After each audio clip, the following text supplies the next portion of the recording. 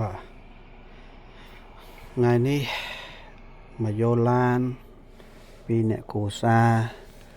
អាម៉ាក់ចេញថ្មីគេហៅ Tesla Model Y គេណា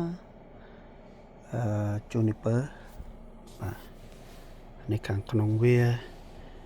ជិះចេញពីកន្លែង dealer ហើយឥឡូវមកផ្សារមកអីមកអាស្ប្រាវនេះមកទិញ Y1 ឥឡូវនេះមានពេលបន្តិចថតក្រៅក្នុងឲ្យទស្សនាបន្តិចអីយខាងក្នុងវាបែបនេះកញ្ចក់ពីលើខោយកៅអីនេះដៃចកូតវានេះផ្នែកខាងក្រៅ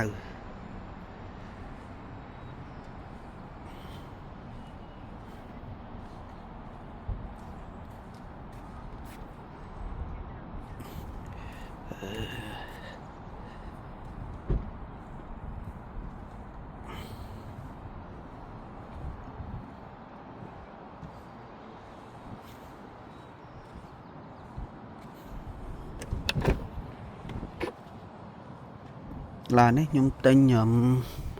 យកខាងក្នុងស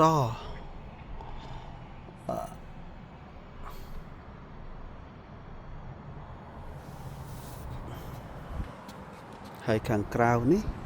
ពណ៌ខ្មែរយើងហៅទឹកប្រាក់ហើយបើកែងគេហៅ quick silver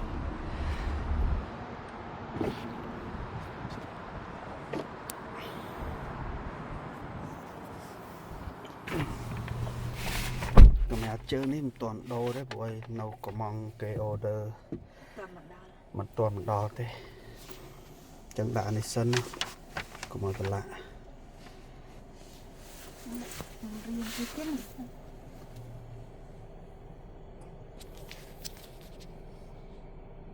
បាទនេះខ្ញុំឲ្យគ្រួសារខ្ញុំមានសមាជិក